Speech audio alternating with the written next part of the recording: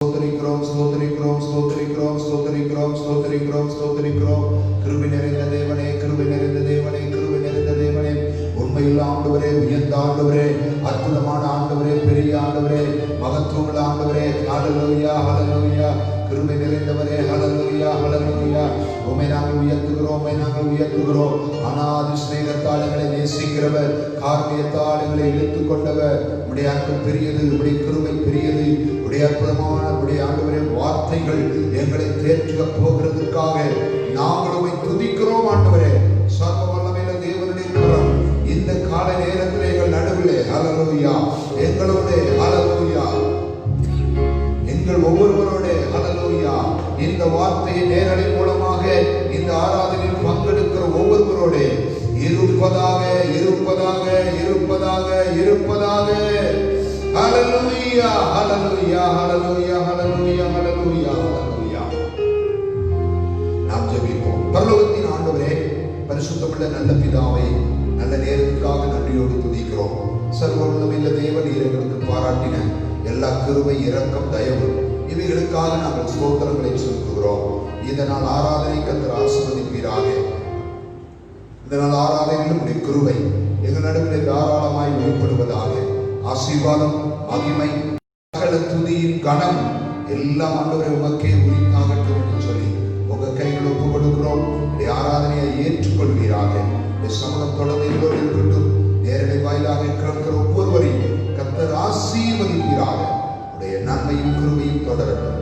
இயேசுவின் நாமத்தில் வேண்டுகிறோம் நல்ல பிதாவே. ஆமென், ஆமென், ஆமென், ஆமென், ஆமென். ஹல்லேலூயா. நாம் எல்லாரும் சேர்ந்து ஒரு பாடலை பாடி ஆண்டவரை உயர்த்த போகிறோம்.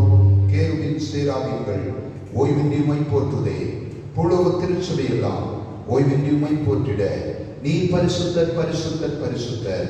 இந்த பாடலும் பாடுவோம். ஹல்லேலூயா.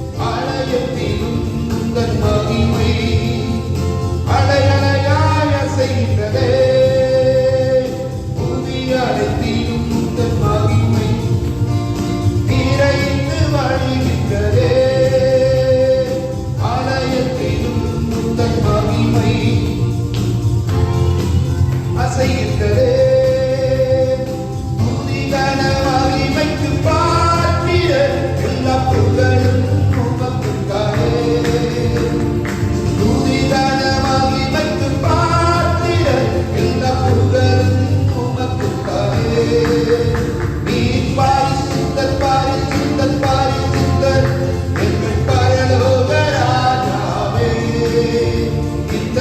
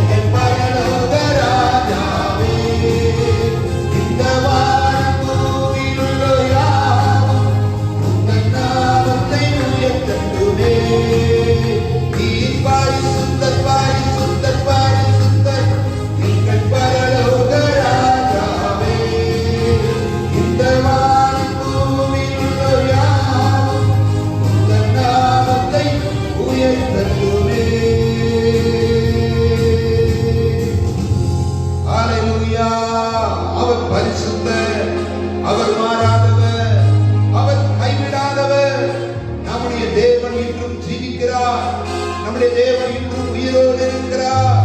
அவர் நம்மை நடத்துகிறவர். அவர் நம்முடைய பலனாகிய கர்த்தர். ஹல்லேலூயா. நம்மளால் செய்து படைத்தவர் உன்னை கைவிட மாட்டார். பதறாதே மனமே, அழைத்தவர் உன்னை நடத்திடுவார். ஆமே. அனுதினம் கையிலே அந்த பாடலை சேர்ந்து பாடி ஆண்டவரிடம் உயர்த்துவோம். கர்த்தர் நல்லவர்.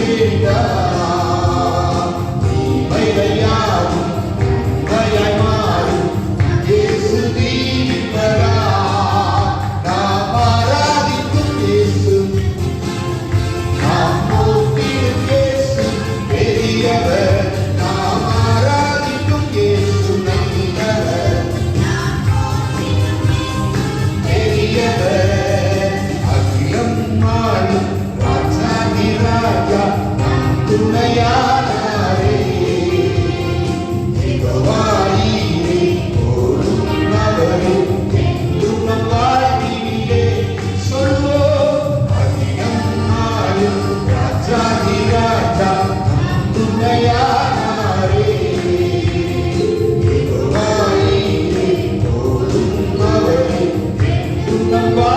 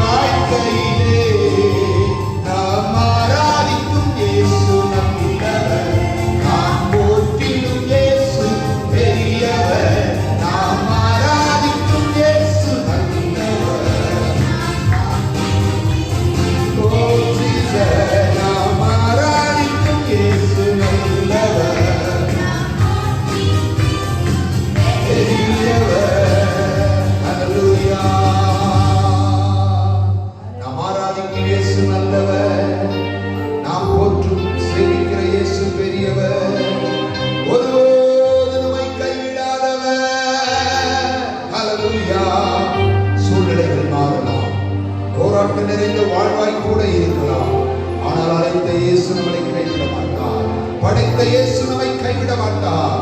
அவர் கூட இருந்து துணை செய்கிறவர். ஹல்லேலூயா. அலங்கார வாசலாலே பிரவேசிக்க வந்திருக்கிறோம். ஆராதிக்க வந்தோம், அன்பு கூற வந்தோம். எல்லாரும் செய்த பாடலை பாடி ஆண்டவரே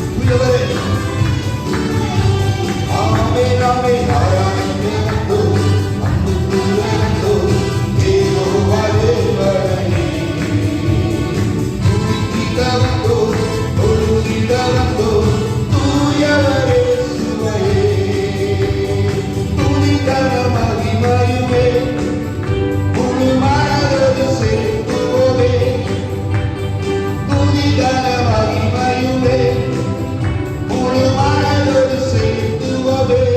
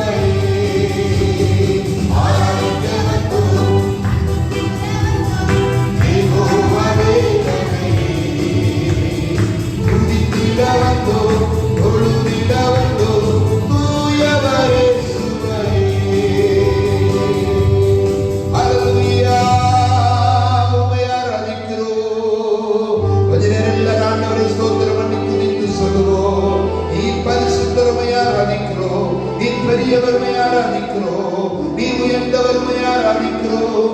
நீர் நல்லவருமை ஆராதிக்கிறோம். நெருக்கத்தின் காலத்தில் விடுவிக்கிறவரே, சுகத்தால் நிரப்புகிறவரே, ஆரோக்கியத்தை தருகிறவரே, வியாதியின் காலத்தில் துணை செய்கிறவரே, அற்புதமே, அதிசயமே, ஆரோக்கியமே, விடுதலையே, சமாதானமே, சர்வ வல்லவரே, நித்தியரே, ஏக தெய்வமே, உம்மை போல தெய்வம் இல்லை.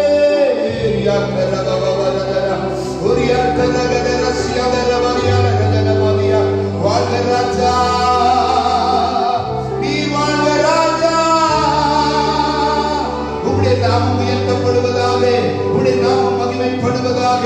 நீர் எல்லோரிலும் பெரியவர், நீர் எல்லாவற்றிலும் மேலானவர், நீரே சிறந்தவர், நீரே அற்புதமானவர், நீரே விடுவிக்கிறவர், நீரே சமாதான கர்த்தர். உம்மை நாங்கள் ஆராதிக்கிறோம். விடுதலை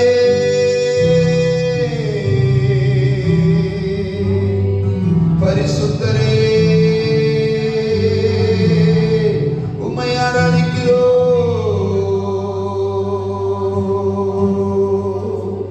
ஹல்லேலூயா. சொந்தம் என்று சொல்லிக்கொள்ள உம்மை விட யாரும் இல்லை. சொத்து என்று அள்ளிக்கொள்ள உம்மை விட ஏதும் இல்லை. அந்த அப்பாவை பார்த்து ஒரு தடவை சொல்லலாமா? சொந்தம் என்று சொல்லிக்கொள்ள உம்மை விட யாரும் இல்லை. சொத்து என்று அள்ளிக்கொள்ள உம்மை விட ஏதும் இல்லை. சொல்லுங்க, சொந்தம் என்று சொல்லிக்கொள்ள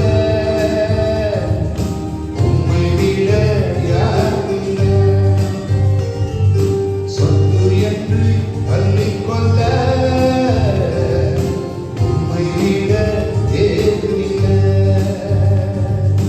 இயேசுவே, இயேசுவே, எல்லாம் இயேசுவே. சொல்லுங்க, இயேசுவே. இந்த பூமியில் எதுவுமே இல்லைப்பா, இறைவனுக்கு சொந்தம். உந்தாழும் புகழா நான் சுகமானே, உன் வார்த்தையினால் நான் பெறனானே. உந்தாழும் புகழா நான் சுகமானே, உன் வார்த்தையினால் நான் பெறனானே, நான் பெறனானே, நான் பெறனானே. இயேசுவே,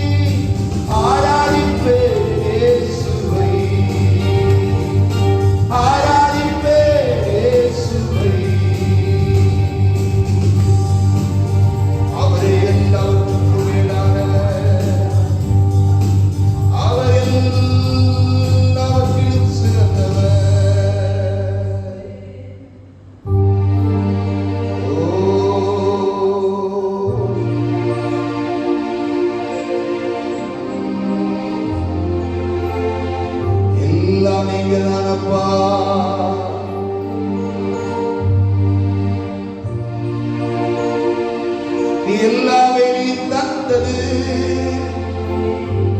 அதை ஒரு மனுஷனும் மாற்றவும் முடியாது, அதை ஒரு மனுஷனும் தடுக்க முடியாது. என் எல்லாமும் நீதானே, எல்லாமும் நீதானே, சகலமும் நீதானே, என் சர்வமும் நீதானே. உம்மை ஆராதிக்கிறோம்.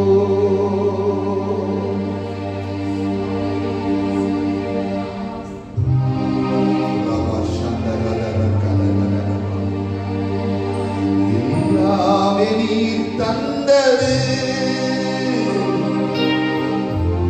எல்லாமே நீர் தந்தது. ஒரு வார்த்தை சொல்லுங்க. எல்லாமே நீர் தந்தது, எல்லாமே நீர் தந்தது.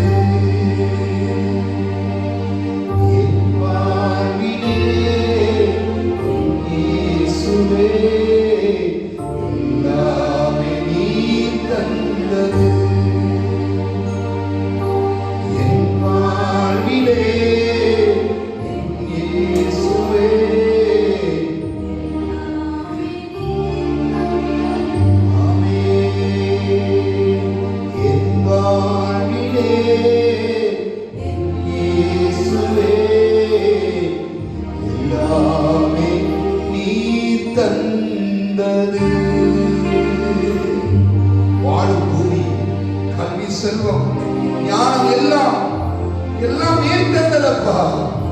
நீர் எங்கள் வாழ்வே, நீர் எங்கள் தெய்வமா, நீர் எங்கள் ஜீவனாய், நீர் எங்கள் அரணாய், நீர் எங்கள் கோட்டையா, நீர் எங்கள் அடைக்கலமா, நீர் எங்கள் துருகமாய் எங்களோடு இருக்கிறார். சுகத்திற்காக, பலனுக்காக, விடுதலைக்காக, சமாதானத்துக்காக, நன்மைக்காக, ஆசீர்வாதத்திற்காக தேவனே உங்களுடைய சமூகத்தில் உட்கார்ந்திருப்பார்களா? ஆண்டவர்களுடைய இந்த பகல் வேலை ஒரு அற்புதம் நடக்கட்டும், ஒரு விடுதலை உண்டாகட்டும், ஒரு சுக பலன் ஆரோக்கியம் வரட்டும். இயேசுவின் நாமத்தில் குழந்தைகளோடு இருக்கும்படியாய் அர்ப்பணிக்கிறோம். தொடர்ந்து காத்துக்கொண்டு பலப்படுத்தும் இயேசுவின் நாமத்தில் வேண்டுகிறோம் நல்ல பிதாவே. ஆமென். நாம் சங்கீதம் வாசிக்க போகிறோம். நம்மிடம் நின்று சங்கீதத்தை வாசிக்கலாம். 17வது சங்கீதத்தை நாம் வாசிக்கலாம். 17வது சங்கீதம். ஹல்லேலூயா.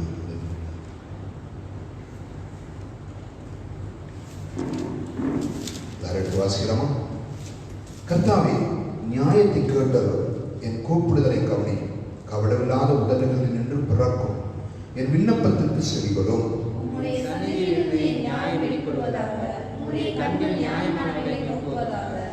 நீர் என் இருதயத்தை பரிசோதித்து ராக்காலத்தில் அதை விசாரித்து என்னை புடமிட்டு பார்த்தும் ஒன்றும் காணாதிருக்கிறேன். என் வாய் மீறாதபடிக்கு தீர்மானம் பண்ணினேன்.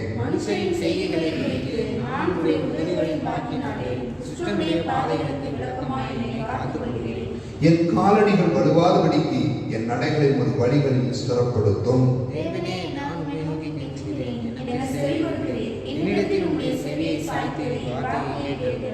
உம்மை நம்பியிருக்கிறவர்களை அவர்களுக்கு விரோதமாய் எழும்புகிறவர்கள் நின்று உமது வலதுகரத்தினால் தப்புவித்து ரட்சிக்கிறவரே, உம்முடைய அதிசயமான கிருபையை விளங்க பண்ணும்.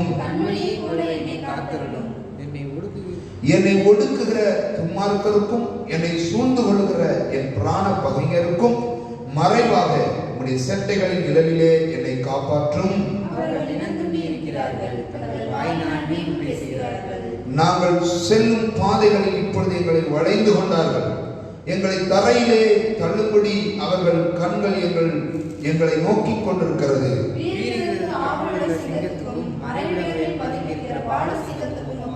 கர்த்தாவே, நீர் எழுந்திருந்து அவனுக்கு எதிரிட்டு அவனை மடங்கடி. கர்த்தாவே, என் ஆத்துமாவை துன்மார்க்கருடைய கைக்கு உடைய பட்டயத்தினால் தப்புவியும்.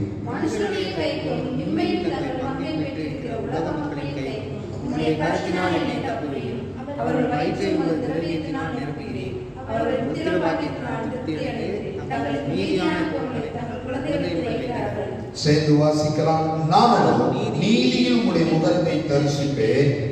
நான் விழிக்கும் போது உமது சாயலால் ஹல்லேலூயா, உமது சாயலால் திருப்தியாவே. ஹல்லேலூயா.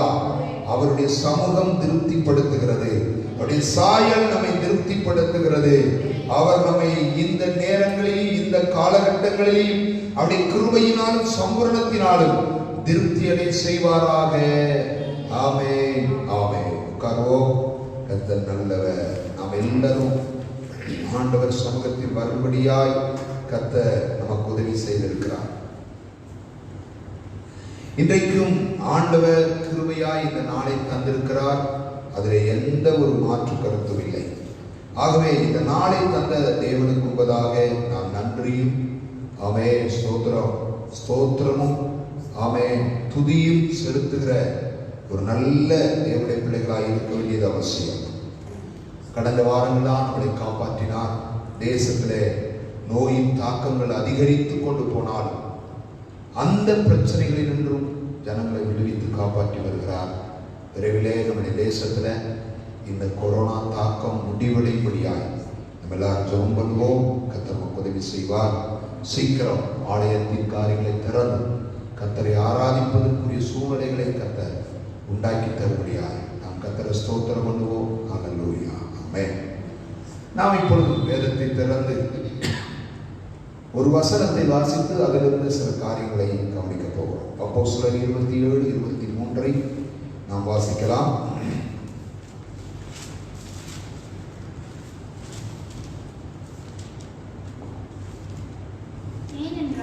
ஏனென்றால் என்னை ஆட்கொண்டவரும் நான் சேவிக்கிறவருமான தேவனுடைய தூதனானவர் இந்த ராத்திரி என்னிடத்தில் வந்து நின்று. ஆமென். போன வாரத்திலையும் இந்த வார்த்தையை நாம் கவனித்தோம்.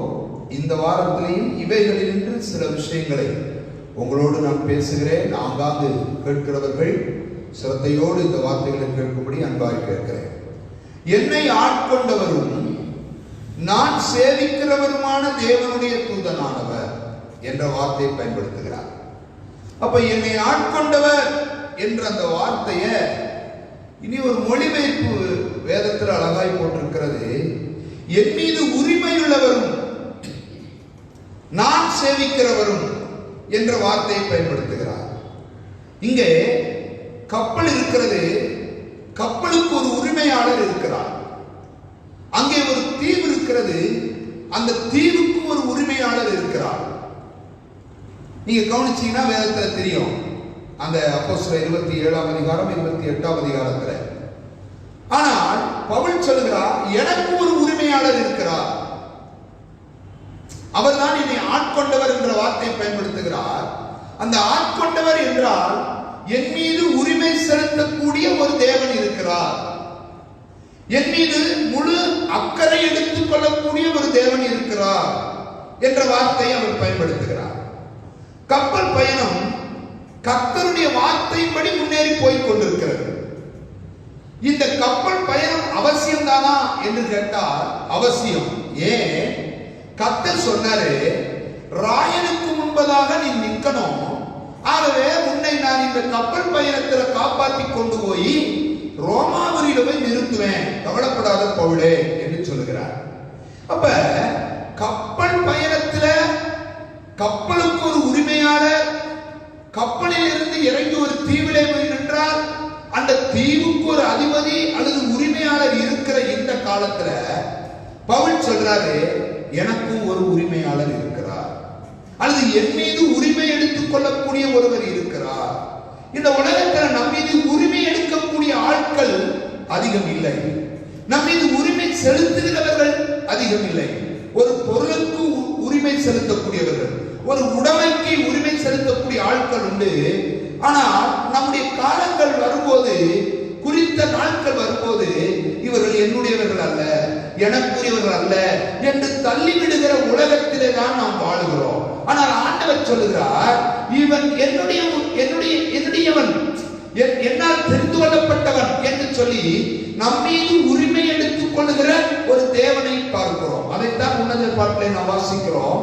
நான் என் நேசருடையவள், என் நேச என்னுடையவர். அப்படின்னா என்ன அர்த்தம்?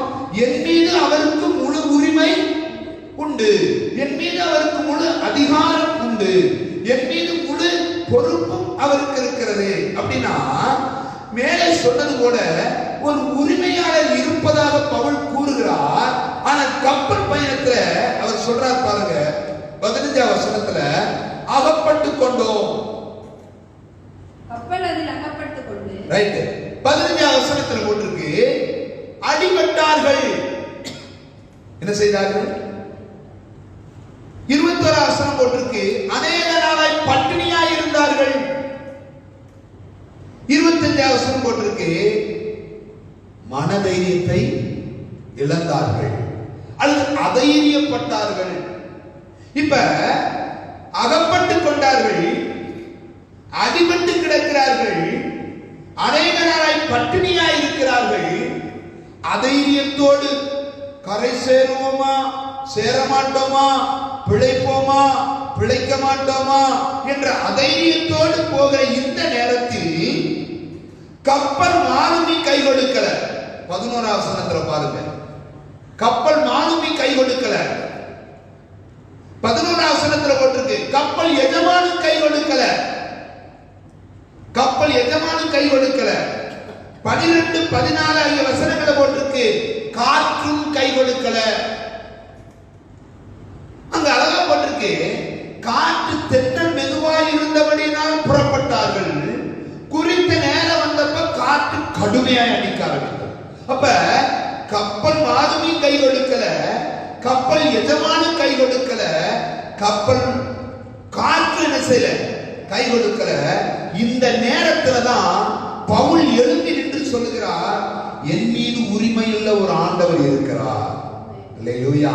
ஒருவேளை கப்பல் கை கொடுக்காமல் போகட்டுமே, ஒருவேளை கப்பல் மாலுமி கை கொடுக்காமல் போகட்டுமே, கப்பல் எஜமான் கை கொடுக்காமல் போகட்டுமே, காற்று நம்மை அழைத்த கர்த்தர் கை கொடுக்காமல் இருக்கவே மாட்டார் என்பதற்கு அடையாளமாகத்தான் சொல்றாரு, என் உரிமையாளர் ஒருவர் இருக்கிறார். என் அன்புக்குரியவர்களே, எதிர் சூழ்நிலைகளில, எதிர் போராட்டங்களில, வேதனை நிறைந்த வாழ்க்கையின் அனுபவங்களுக்குள்ள நம்முடைய ஜீவியமும் நம்முடைய வாழ்க்கையும் போய்க் கொண்டிருக்குமானால் ஒரு வார்த்தை சொல்லுகிறேன், நம் மீது உரிமையுள்ள ஒரு ஆண்டவர் இருக்கிறார்.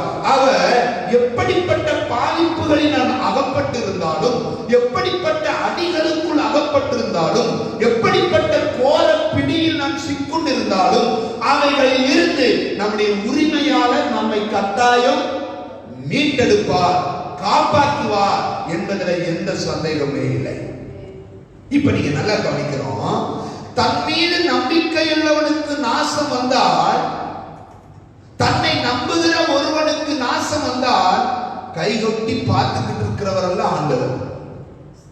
கவனிச்சு பாருங்க, தன்னை நம்புகிறான் இவன், என் உரிமையாளர் இருக்கிறார், நான் சேவிக்கிற தேவன் இருக்கிறார், இந்த கப்பல் சேதத்தில் என்னை அழிந்து போகாதபடி காப்பார் என்று சொல்லி முழு நம்பிக்கையாய் கர்த்தரை நம்புகிறார். அப்ப தன்னை நம்புகிற, தன் மீது நம்பிக்கையாய் இருக்கிற ஒருவனுக்கு நாசம் வரும்போது அதை பார்த்துக்கிட்டு சும்மா இருக்கிற தேவன் அல்ல.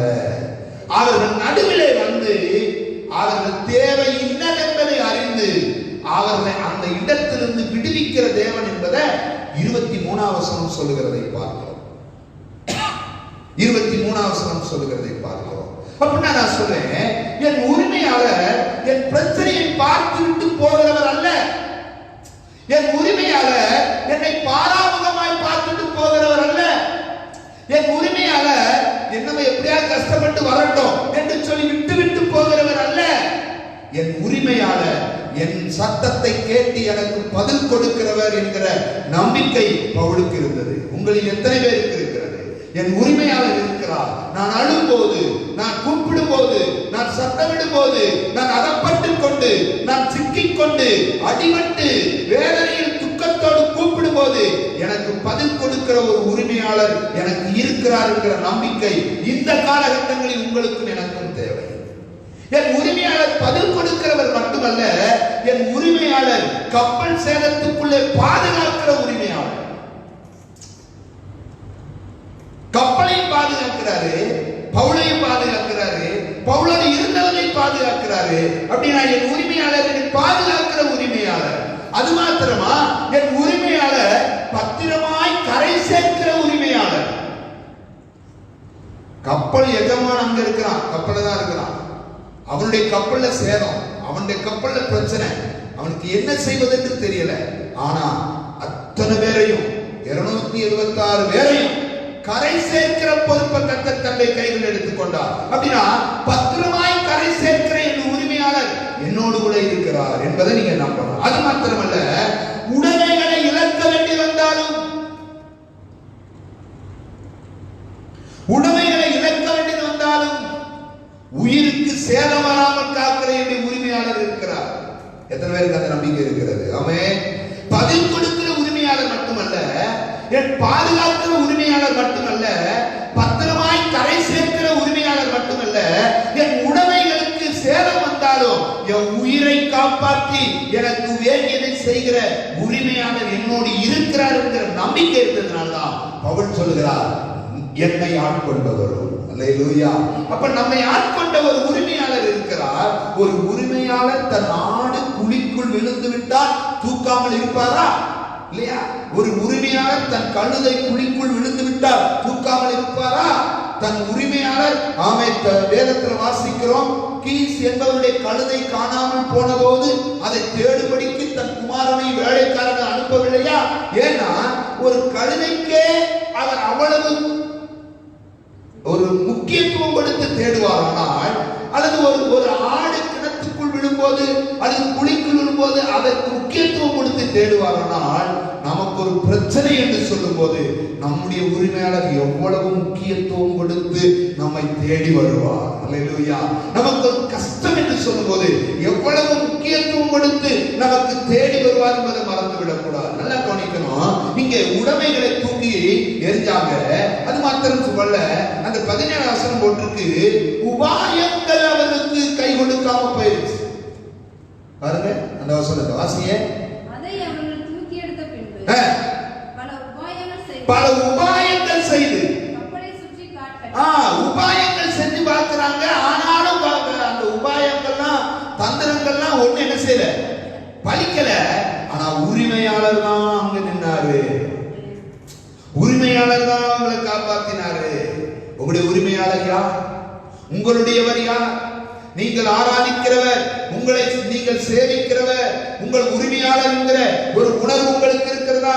என் மீது அவர் முழு அக்கறை எடுத்துக் கொள்கிறவர் என்கிற ஒரு உணர்வு உங்களுக்கு இருக்கிறதா?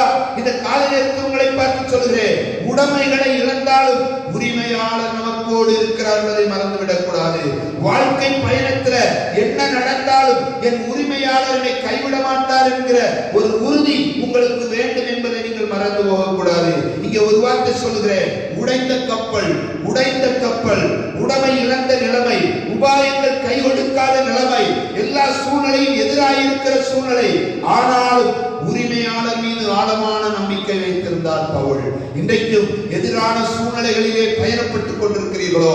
இந்த 3 மாதங்களாக பல இன்னல்களுக்கு நடுவில், பொருளாதார சிக்கல்களுக்கு நடுவில், வாழ்க்கையின் அடுத்த நிலைக்கு போக முடியாதபடி தடுக்கப்பட்டவர்களாய், தடை செய்யப்பட்டவர்களாய், முன்னேறும் போது காற்றினால் அடித்துக் கொண்டு போகப்பட்டவர்களாய், சிக்கலிலே மாட்டிக்கொண்டோ அடிபட்டுக் கொண்டிருக்கிறோம், அகப்பட்டுக் கொண்டிருக்கிறோம் என்கிற வேதனையோடு இருப்பீர்களானால் இந்த காலை நேரத்தில் உங்கள் உரிமையாளர் உங்கள் வாழ்க்கை படவிலே பயணிக்க விரும்புகிறார்.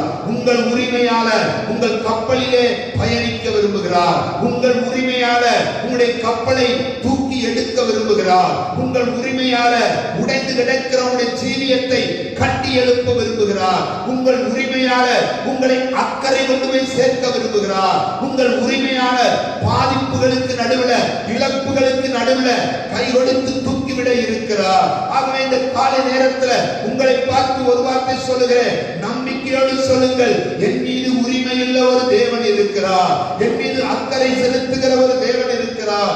எப்பேற்பட்ட சூழ்நிலையானாலும், எப்பேற்பட்ட நிலைமையானாலும், கடினமான கஷ்டமான சூழ்நிலைகளானாலும், பாறை போன்ற அனுபவங்கள் வந்தாலும், சொரிமணல் போன்ற வாழ்க்கை சூழ்நிலைகள் வந்தாலும், அவைகளில் இன்றும் என் உரிமையாளர் என்னை சேர வேண்டிய இடத்தில் கொண்டு போய் சேர்ப்பார் என்கிற நம்பிக்கை உங்களுக்கு வேண்டும். ஒரு 4 காரியங்களை உங்களுக்கு சொல்ல போகிறேன். அந்த 4 காரியங்கள் வாசிக்கலாம் தெரிந்தவர்கள். நம்முடைய உரிமையாளர் யார் அப்படின்னா 27ஆம் அதிகாரம் 13ஆம் வசனத்துல வாசிக்கிறோம். கை கொடுக்கும் உரிமையாளர். வாசிங்க அந்த வசனத்தை. தென்றல் மெதுவாய் அடித்தபடியால் தாங்கள் கோரினது கைகூடி வந்ததென்று எண்ணி அவ்விடம் விட்டு பெயர்ந்து கிரேத்தா தீவுக்கு அருகாக ஓடினார்கள். அங்க அழகாய் வாசிக்கிறோம், பவுலும் மற்றவர்களும் இத்தாலியா தேசத்துக்கு போக கப்பல் ஏறி பயணப்படுகிறார். கப்பல் ஏறி பயணப்படுகிறார்கள். ஆனால் அவர்கள் பயணப்படும் போது காற்று எப்படிதான் இருந்துச்சா? மெதுவாய் இருந்தது. பயணத்தை தொடங்கும் போது காற்று மெதுவா இருந்துச்சு. அப்ப எல்லாம் பார்க்கிறாங்க, இந்த காற்று நம்முடைய கப்பலை ஒன்று செய்யாது, இந்த காற்று நம்முடைய கப்பலுக்கு சேதத்தை உண்டாக்காது, போகலாம், முன்னேறி போகலாம், அடுத்த தீவுக்கு போய்விடலாம் என்று அவர்கள் பயணத்தை தொடர்கிற போது திடீரென்று அந்த கிரேத்தா தீவில் இருக்கிற அந்த நிலையிலிருந்து அப்படியே ஒதுங்கி போகும்போது, கிரேத்தா தீவை விட்டு வெளியேறும் போது சூழ்நிலை மோசமாகிறது, சூழ்நிலை எதிராய் மாறுகிறது. மெதுவாய் அடித்த தென்றல், மெதுவாய் அடித்த அந்த காற்று திடீரென்று கொடுங்காற்றாய் மாறியது. திடீரென்று கொடுங்காற்றாய் மாறியது. இவர்கள் எதை நம்பி பயணத்தை தொடங்கினார்கள்? எதை நம்பி பயணத்தை தொடங்கினார்கள்? கொஞ்சம் கவனித்து பார்த்தா காற்றை நம்பி பயணத்தை தொடங்குகிறார்கள், கப்பலை நம்பி பயணத்தை தொடங்குகிறார்கள். பல மனிதர்கள் கப்பல் மாலுமியை நம்பி பயணத்தை தொடங்குகிறார்கள். அவர்கள் தொடங்கும் போது இவர்கள் கை கொடுப்பார்கள். நிச்சயம் காற்று நமக்கு கை கொடுக்கும், சாதகமா தான் இருக்கும், எல்லாமே நமக்கு அனுகூலமா தான் இருக்கும், போய் சேரலாம், போய்விடலாம் என்று பயணப்பட்ட போது திடீரென்று கொடுங்காற்றாய் மாறியது. சூழ்நிலை நல்லா இருக்கு, சூழ்நிலை சாதகமா தான் இருக்கு, எல்லாம் நமக்கு அனுகூலமா தான் இருக்கு, நமக்கு எல்லாமே நல்லபடியா தான் போய்கிட்டு இருக்கு என்று நாம் பயணப்படுகிற சில பயண காலங்கள் சில நேரங்களில் எதிராய் மாறுகிறது. சூழ்நிலை சூழ்நிலைகள் வாழ்க்கையில நினைச்சு பார்க்க முடியாத திருப்பத்தை ஏற்படுத்தி விடுகிறது. நாம் போய்கொண்டிருந்த திசையில இருந்து ஆப்போசிட் திசையில பல நேரங்கள் நம்முடைய வாழ்க்கை பயணத்தை திருப்பி விட்டு விடுகிறது. கொஞ்ச நேரத்துக்குள்ள கொடுங்காற்று அடித்து திருப்பி விட்ட போது என்ன செய்வதென்றே தெரியாத நிலையில காற்றின் போக்குல கொண்டு போகப்பட்டு கொண்டிருந்த காற்றின் போக்குல போன அவர்கள் கப்பலை வசப்படுத்துவதற்கு பல முயற்சிகள் எடுத்தும் பல பிரயத்தனங்கள் எடுத்தும் ஒன்றும் செய்ய முடியாத போதுதான் பவுல் சொல்றாரு, என் உரிமையாளர் இருக்கிறார், அல்லேலூயா, என்னை ஆட்கொண்டவர் இருக்கிறார், யாவர் எனக்கு கை கொடுப்பார். காற்று கை கொடாவிட்டாலும் கர்த்தர் எனக்கு கை கொடுப்பார். சூழ்நிலை கை கொடுக்காவிட்டாலும் கர்த்தர் எனக்கு கை கொடுப்பார். ஒருவேளை கப்பல் எனக்கு நினைக்கிறது போல பயணம் போகாவிட்டாலும் கர்த்தர் எனக்கு கை கொடுப்பார். இன்றைக்கு காலையில் உங்களை பார்த்து ஒரு வார்த்தை சொல்ல விரும்புகிறேன். இவைகள் கை கொடுக்கும் என்று சொல்லி ஆரம்பித்த காரியங்கள், இவைகள் கை கொடுக்கும் என்று சொல்லி தொடங்கின விஷயங்கள் இடையிலேயே கை கொடுக்காமல், இடையிலேயே உங்களை கரை சேர்க்க முடியாமல் உங்களை விட்டுவிட்டதோ, கலங்கினவர்களாய், தவிக்கிறவர்களாய், ஏக்கமுடையவர்களாய், இப்பொழுது கை கொடுக்க வேண்டியதெல்லாம் கைவிட்டு விட்டது, கை கொடுக்க வேண்டியதெல்லாம் எதிராய் மாறிவிட்டது, சூழ்நிலைகள் எல்லாம் எதிராய் மாறிவிட்டது, காற்று அடித்து கப்பலிலே அகப்பட்டுக் கொண்டு சிக்கி தவிக்கிறது என்ற ஒரு வேதனையோடும் ஏக்கத்தோடும் நிற்பீர்களானால் இந்த காரை உங்களை பார்த்து ஒரு வார்த்தை சொல்ல விரும்புகிறேன். எதிரான காற்றுக்கு நடுவில், கை கொடுக்காத சூழ்நிலைகளுக்கு நடுவில் உங்கள் உரிமையாளர் உங்களுக்கு கை கொடுக்க இந்த காலை நேரத்தில் உங்கள் வாழ்க்கையில் வந்திருக்கிறார் என்பதை நீங்கள் மறந்து போகாதீர்கள். அவர் உங்களுடைய வாழ்க்கையில சேர வேண்டிய இடத்துல கொண்டு போய் சேர்ப்பார். நீங்கள் அடைய வேண்டிய லக்குக்கு நேராக நடத்துவார். உங்களோடு கூட இருக்கிறவர்களையும் தயவு பண்ணுவார். ஏனால் நம்முடைய ஆண்டவருக்கு கைவிட்டு பழக்கம் அல்ல, கை கொடுத்து பழக்கம் இருக்கிறது, கைப்பிடித்து பழக்கம் இருக்கிறது, கைவிடித்து தூக்கிவிட்டு பழக்கம் இருக்கிறது. ஆகவேதான் 40ஆம் சங்கீதத்தில் தாவீது சொல்கிறார், கர்த்தருக்காய் பொறுமையோடு காத்திருந்தேன், அவர் என்னிடமாய் சாய்ந்து என் கூப்பிடுதலை கேட்டார் என்று சொல்லுகிறதோடு நிறுத்தாமல் உளையான சேற்றிலும் ஆழமான குழியிலும் இருந்து அவர் என்னை தூக்கிவிட்டார். அல்லேலூயா. எதிரான பிரச்சனைகளில் கைவிடப்பட்டவர்களாய் இருக்கிறீர்களோ, கை கொடுக்க மனிதர்கள் இல்லை, கை கொடுக்க பொருட்கள் இல்லை, கை கொடுக்க சூழ்நிலைகள் சரியில்லை, கை கொடுக்க சொந்தங்கள் இல்லை, கை கொடுக்க உறவுகள் இல்லை, கை கொடுக்க மனிதர்கள் இல்லை. ஆனால் ஆண்டவர் சொல்கிறார், கை கொடுக்க நான் இருக்கிறேன். போராட்டங்களுக்கு நடுவிலே பல நாட்களாய் பல சூழ்நிலைகள் வேதனைகளை சகித்துக் கொண்டு துன்பத்தின் பாதையில போய்க் கொண்டிருந்தாலும் ஆண்டவர் சொல்கிறார், உன் உரிமையாளர், உன் மீது அக்கறை கொள்ளுகிறவர், உனக்காகவே இந்த பூமிக்கு வந்தவர், உன்னை ரட்சிக்கும்படியாகவே வந்த தேவன், உன் மீது அக்கறை கொள்ளுகிற நான் உனக்கு கை கொடுத்து உன்னை சேர்க்க வேண்டிய இடத்துல கொண்டு போய் சேர்க்கும் வரைக்கும் உன்னை நடத்துகிற தேவன் என்கிறதை அவர் உணர்த்துகிறார். அல்லேலூயா. கைகளை உயர்த்தி ஆண்டவருக்கு நன்றி சொல்வோம். அவர் நமக்கு கை கொடுக்கும் கர்த்தர். இன்னும் சொல்லப்போனால் கை கொடுக்கும் உரிமையாளர். எதெல்லாம் கை கொடுக்கும் என்று நம்பினார்களோ அதெல்லாம் இடையிலேயே கைவிட்டு விட்டது. எதெல்லாம் கை கொடுக்கும் என்று உறுதியாக இருந்தார்களோ அதெல்லாம் இடையிலேயே விட்டு போய்விட்டது. பல நேரம் இந்த உலகத்தில் உறவுகள் இடையில் விட்டு விடுகிறவைகள் தான், சொந்தங்கள் இடையில் விட்டு விடுகிறவைகள் தான், கை கொடுக்குவார்கள் என்று சொல்லுகிறவர்கள் தான் பல நேரம் நம்மை கை கொடாமல் விட்டு விடுகிறவர்கள் தான்.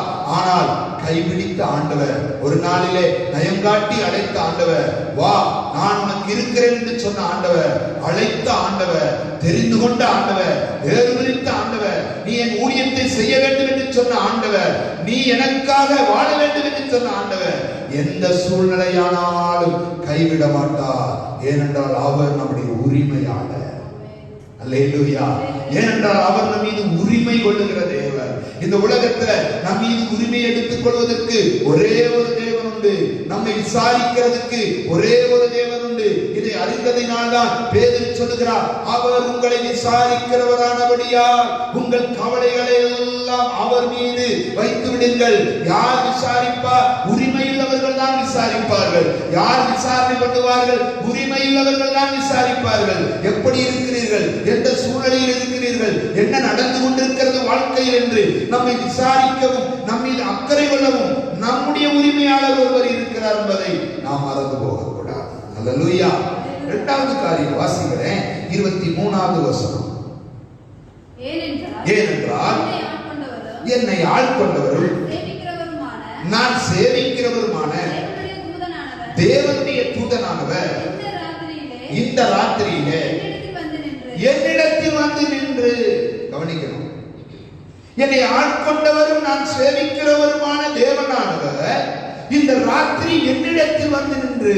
அப்படி என்றால் இதுவரைக்கும் பவுலின் பயணத்துல நடந்தது எல்லாவற்றையும் பார்த்துக்கிட்டே வர்றார். பாருங்க, பவுலின் பயணத்துல என்னெல்லாம் நடந்துச்சுன்றத அப்படியே பார்த்துக்கிட்டு வர்றார். என்னெல்லாம் பேசுகிறார்கள் பார்த்துக்கிட்டு வர்றார்.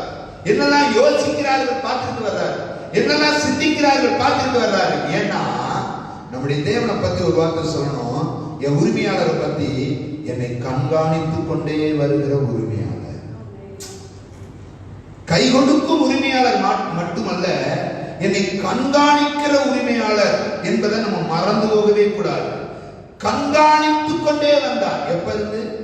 கப்பல் ஏறினது தொடங்கி கப்பல் சேதத்துக்குள்ள அகப்பட்டு கப்பல் உடைந்து போகக்கூடிய சூழ்நிலை வர்றது வரைக்கும் கண்காணித்துட்டே வந்தாரு. ஆனால் பிழைப்போ என்கிற நம்பிக்கை அற்று போன நேரத்துல கர்த்தர் தூக்கி விடுறார். அப்படின்னு என்ன அர்த்தம்? என்ன நடந்தாலும் உன்னை சாவுக்கு என்ன செய்ய மாட்டேன், ஒப்பு கொடுக்க மாட்டேன். என்ன வந்தாலும் உன்னை இந்த இடத்துல இந்த கடலுக்குள்ள விட்டு விட மாட்டேன். ஏன்னா நான் கண்காணிச்சுட்டு தான் இருக்கிறேன். அவங்க என்ன நினைக்கிறாங்க?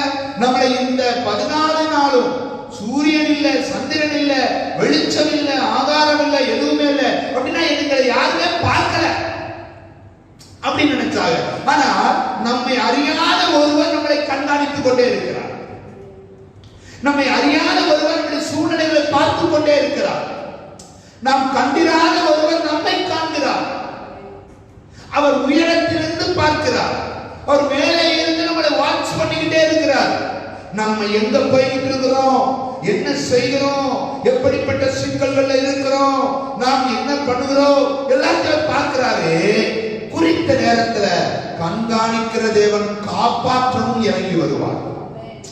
கண்காணிக்கிற ஆண்டவர் காப்பாற்றவும் இறங்கி வருகிறார். அங்க பாத்தீங்கன்னா 24வது வசனத்துல உன்னோட யாத்திரை பண்ணுகிற யாவரையும் தேவன் உனக்கு தயவு பண்ணினா. அப்படின்னு என்ன அர்த்தம்? இதுக்கு மேல முடியாது, இந்த கடலுக்குள்ள நான் கப்பல்ல செத்து போகாமறோம் என்று நினைத்த போது ஆண்டவர் சொல்லுகிறார், நான் உன் கூட எல்லாரையும் தயவு பண்ணி உன் கூட பயணித்த எல்லாரையும் காப்பாற்ற போறேன். காலையில் ஒரு நம்பிக்கை உங்களுக்கு வரட்டும். உங்களோடு இருக்கிற எல்லாரையும் உங்களுடைய நிலைமையை உன்னிப்பாய் கவனித்து, உங்க சூழ்நிலையை உன்னிப்பாய் கவனித்து, ஏற்ற நேரத்தில் சகாயம் செய்து, ஏற்ற நேரத்தில் உதவி செய்து உங்களை கரை சேர்க்க கர்த்தர் வல்லமை உள்ள தேவன். அல்லேலூயா. உங்க உரிமையாளர் எப்படிப்பட்டவர் நல்லா கவனிக்கணும். அதனாலதான் எனக்கு ஒத்தாசை வருகிற பர்வதங்களுக்கு நேராக என் கண்களை ஏறெடுக்கிறேன். ஏன்? ஏன்? அங்கே என்னுடைய உரிமையாளர் இருக்கிறார்.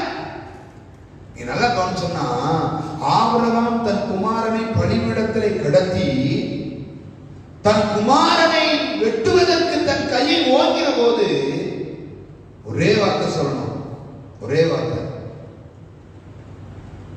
பலிபீடத்துக்கும் ஈசாக்குடைய பலிபீடத்துக்கும் கத்திக்கும் நடுவில் ஈசாக்கை காப்பாற்றினார்.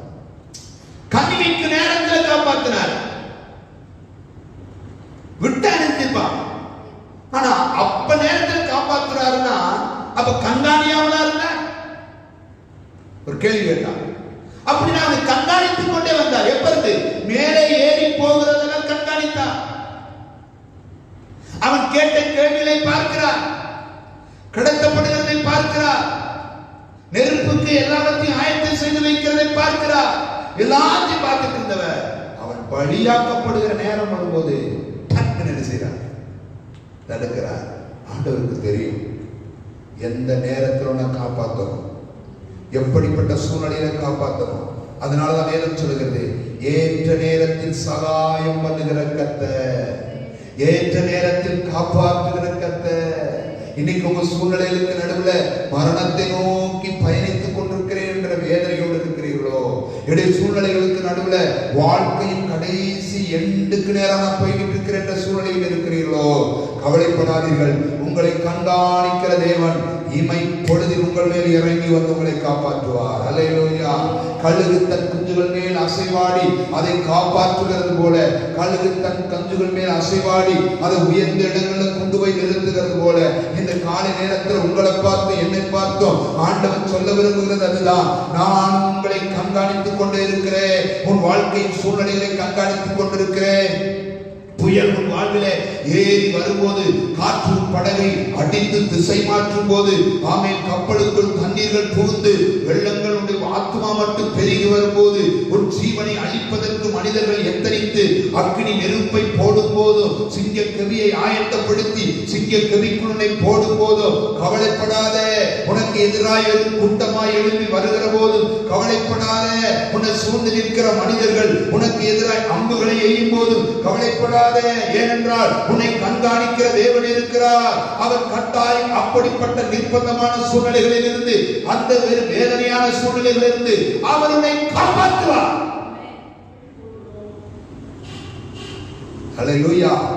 அந்த நிர்பந்தமான நிலைகளிலிருந்து கரை சேர்ப்பார் என்பதை மறக்கவே வேண்டாம். ஹல்லேலூயா.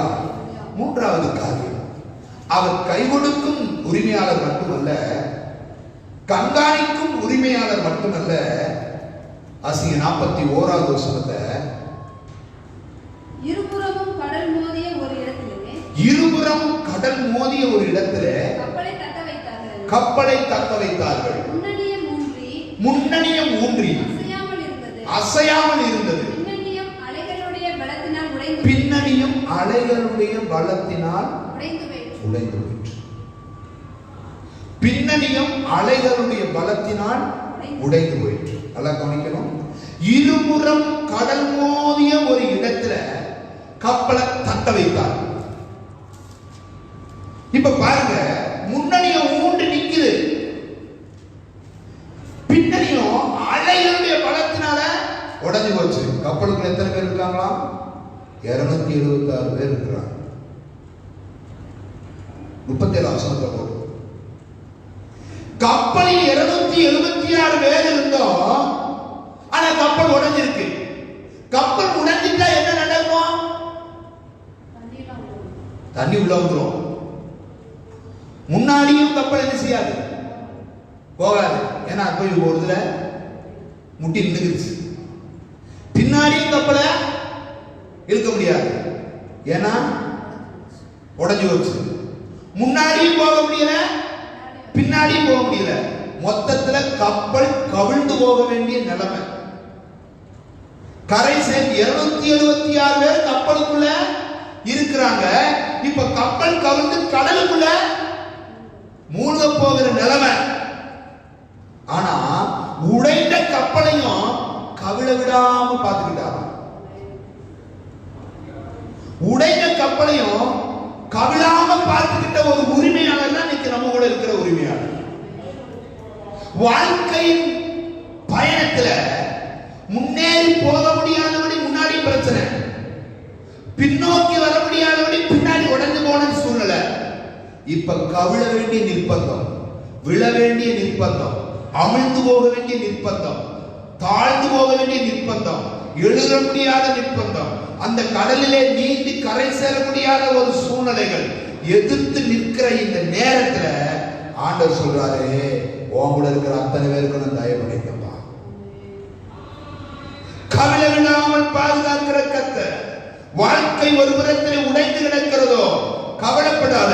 உடைந்த நிலையில உன்னை சாக விடாத கர்த்தர் இருக்கிறார். உடைந்த கப்பலை கவிழ விடாமல் காப்பாற்றுகிற கர்த்தர் இருக்கிறார். உடைந்த நிலையிலையும் கை கொடுத்து தூக்கி விடுகிற கர்த்தர் இருக்கிறார். உடைந்த கப்பலுக்குள் உன் ஜீவனுக்கு உத்தரவாதம் பண்ணுகிற கர்த்தர் இருக்கிறார். ஆமென்.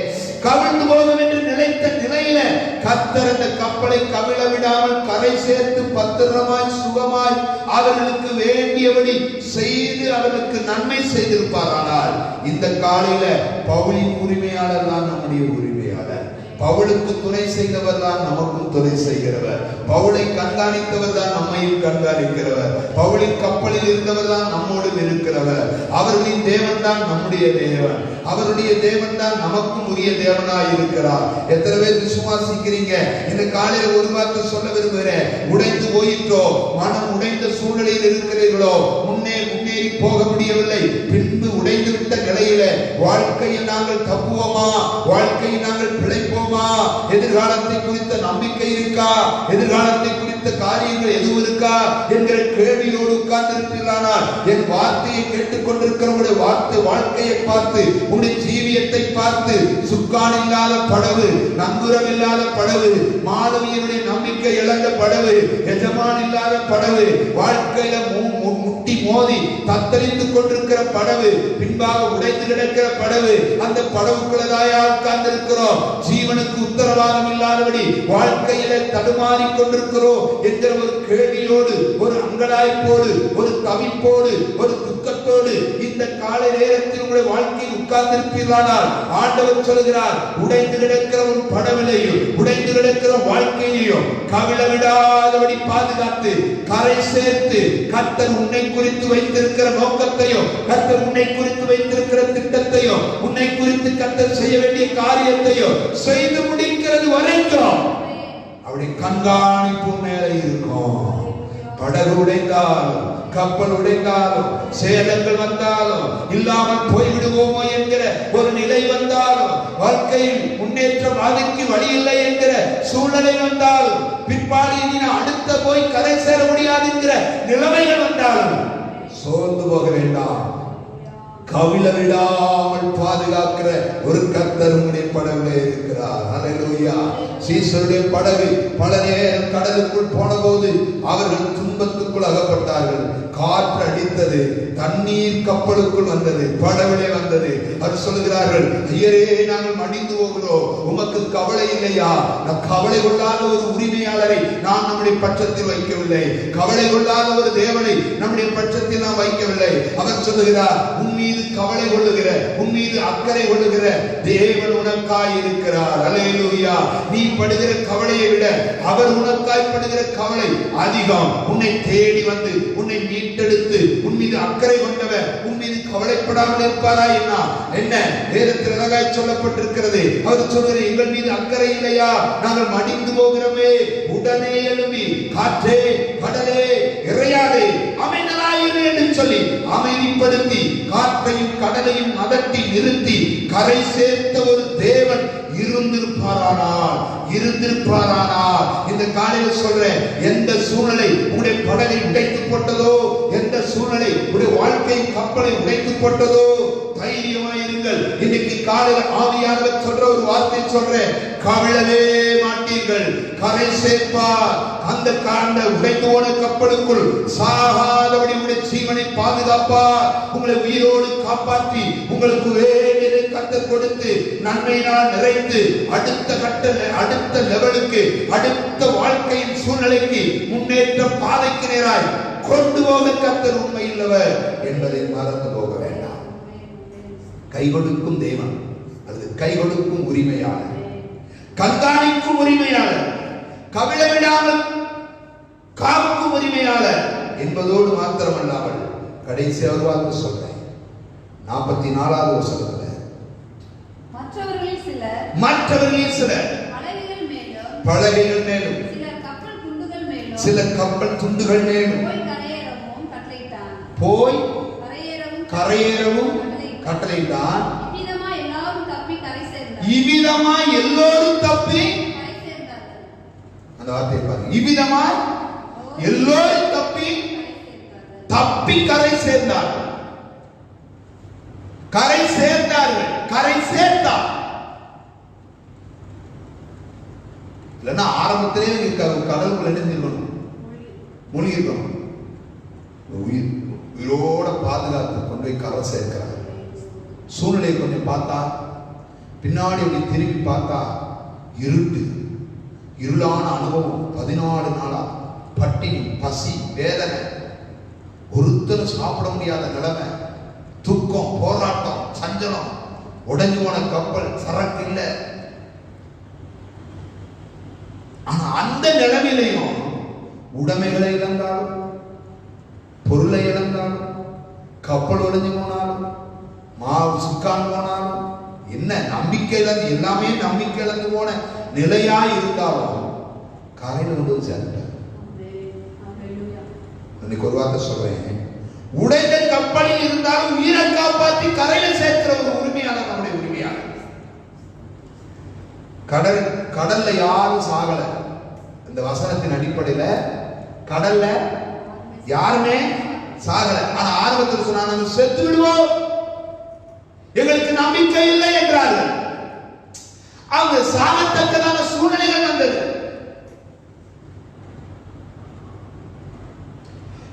கடல்ல யாரும் தொலைஞ்சு போகல. அப்படின்னா தொலைவும் விடல, சாகவும் விடல. கரையில் ஒரு 226 பேரையும் பத்திரமா சேர்ந்தார். இன்று உங்க வாழ்க்கையில எவ்வளவு பிரச்சனை இருந்தாலும், அது கப்பலையே உடைச்சிட்டாலும், வாழ்க்கையவே உடைச்சு போட்டாலும், எது காற்றாகவே இருந்தாலும் சேர வேண்டிய இடத்துல உங்களை கொண்டு போய் சேர்ப்பார். சேர வேண்டிய இடத்துல கொண்டு போய் சேர்ப்பார். உன்னை கடலில் தத்தளிக்க விட்டு விட்டு விடுகிறவர் அல்ல தேவன். தத்தளிக்க விட்டு விட்டு போகிறவர் அல்ல தேவன். அநேகருடைய இருதயம் பிரச்சனைகளை பார்த்து தத்தளிக்கிறது. ஆனால் ஆண்டவர் தத்தளிக்க விடுகிறவர் அல்ல, தவிக்க விட்டு விட்டு போகிறவர் அல்ல. என்னுடைய உரிமையாளர். சில உரிமையாளர் விட்டுட்டு அவ்வாறு போயிடுவாங்க, தவிக்க விட்டுட்டு போயிடுவாங்க, தத்தளிக்க விட்டுட்டு போயிடுவாங்க, காணாம போயிடுவாங்க, பார்க்காம போயிடுவாங்க, கண்டுகொள்ளாம போயிடுவாங்க. மனசு தவிக்கும், தத்தளிக்கும். ஆனா ஆண்டவர் சொல்றாரு, நான் அவனை விட்டு போக முடியாது. கரை சேர்க்கும் வரைக்கும் என் கையை பிடிச்சு நடத்துவேன். கரை சேர்க்கும் வரைக்கும் நான் கண்காணிச்சுட்டே வருவேன். கரை சேர்க்கும் வரைக்கும் உன்னை கவலை விடாம பார்த்துக்கிடுவேன். கரை சேர்க்கிறது வரைக்கும் உன்னுடைய ஜீவனுக்கு உத்தரவாதம் பண்ணுவேன். கரை சேர்க்கிறது வரைக்கும் நான் உன் கூட இருப்பேன். அந்த வார்த்தை பாருங்க, கரை சேர்க்கும் வரைக்கும் அவர்களை கைவிடாமல் இருந்தார். அப்படின்னா அவர்கள் பட்சத்திலேயே இருந்தார். தாவீது சொல்கிறார், கர்த்தர் பட்சத்தில் இருக்கிறார், மனுஷன் எனக்கு என்ன செய்வான்? கர்த்தர் என்னோடு இருக்கிறார், மனுஷன் எனக்கு என்ன செய்வான்?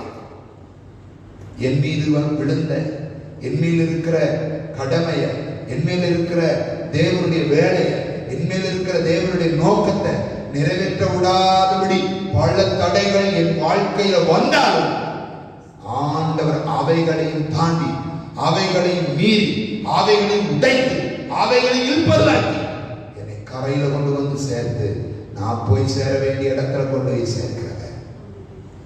ஏன்னா அவர் என் மீது உரிமை இல்லவர். எத்தனை பேருக்கு நம்பிக்கை இருக்கிறது? காலையில் உங்கள் மீது உரிமை இல்லை ஒரு கர்த்தர் இருக்கிறார். உங்கள் மீது உரிமை செலுத்துகிற ஒரு ஆண்டவர் இருக்கிறார்.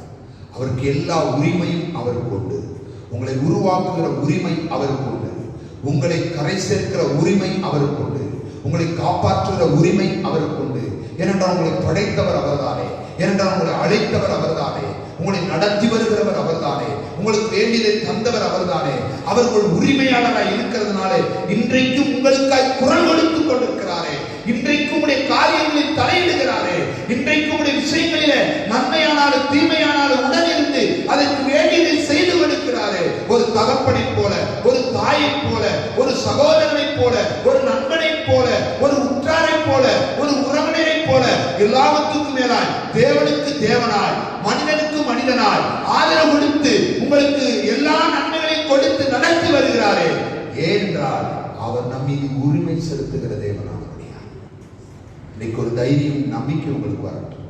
எப்பேற்பட்ட பிரச்சனை, எப்பேற்பட்ட சூழ்நிலை, எப்பேற்பட்ட எதிர்காற்றுகள், எப்பேற்பட்ட நிற்க முடியாத நிலைமைகள், கவிழ்ந்து போகக்கூடிய சூழ்நிலைகள் வாழ்க்கையில் வந்தாலும் என் உரிமையான என்னோடு இருக்கிறார். அவர் என்னை காப்பாற்றுவார், அவர் என்னை நடத்துவார், அவர் என்னை கண்காணிப்பார், அவர் எனக்கு உதவி செய்வார் என்ற தைரியம், நம்பிக்கை உங்களுக்கு இருக்கும்னா என்ன வந்தாலும் அவர்களை கைவிடவே மாட்டார். இந்த உலகத்தில் நீங்கள் துக்கத்தோட திரிவதற்கு அவர் அனுமதிக்க மாட்டார். ஒரு வேதனைகளை மாற்றி உங்களை சந்தோஷப்படுத்த கத்திருப்பதை நீங்கள் ஒரு நாளும் மறந்து போக வேண்டாம். அப்படி இருக்கிற இடத்துல கண்களை மூடி ஆண்டவரை நோக்கி பார்த்து ஆண்டவருக்கு நன்றி சொல்வோம். என் உரிமையாளர், என் தேவன் என்னோடு கூட இருக்கிறார். ஹல்லேலூயா, ஹல்லேலூயா, ஹல்லேலூயா. என்னோடு இருக்கிறார். ஹல்லேலூயா, ஹல்லேலூயா. ஆமென், ஆமென், ஆமென். ஹல்லேலூயா. ஒரு தடவை சொல்லுங்க ஆண்டவரை பார்த்து, ஆமென். எனக்காக என்னோடு இருக்கிறவர். ஹல்லேலூயா. எனக்காக காற்றையும் கடலையும் அதட்டுகிறவர், எனக்காக நன்மை செய்கிறவர், எனக்காக என் சார்பில் வருகிறவர். ஓ ஜீசஸ், ரபரகதரா. ஹல்லேலூயா, ஆமென். எனக்காக யாவையும் செய்பவரே, செய்து முடிப்பவரே, எனக்காக யாவையும் செய்பவரே, செய்து முடிப்பவரே.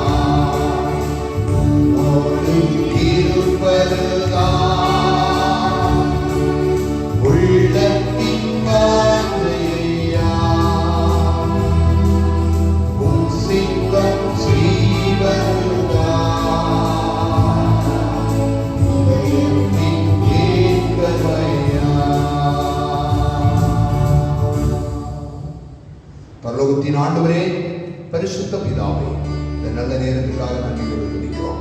சர்வவல்லமையுள்ள தேவன் ஆரம்பம் முதல் எங்களோடு இருந்து இந்த வார்த்தைகளை கேட்டுக்கொண்டிருக்கிற கேட்க போற எல்லா தேவனுடைய பிள்ளைகளுக்காக ஜெபிக்கிறோம். அத்தனை பேரையும் ஆண்டவர் ஆசீர்வதிக்கிறார்.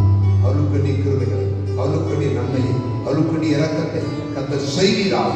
இந்த நாள் முழுவதும் நடத்துவீராக. வருகிற மாதங்களில் கர்த்தர் கூட இருந்து நடத்துவீராக. தேவைகளை சந்திப்பீராக, குறைகளை தீர்ப்பீராக, அற்புதங்களை செய்வீராக.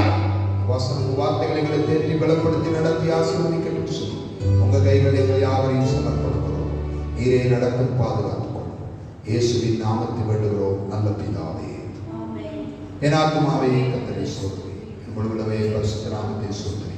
என் ஆத்துமாவே கர்த்தரை ஸ்தோத்திரி, அவர் செய்த சகல உபகாரங்களையும் மறவாதே.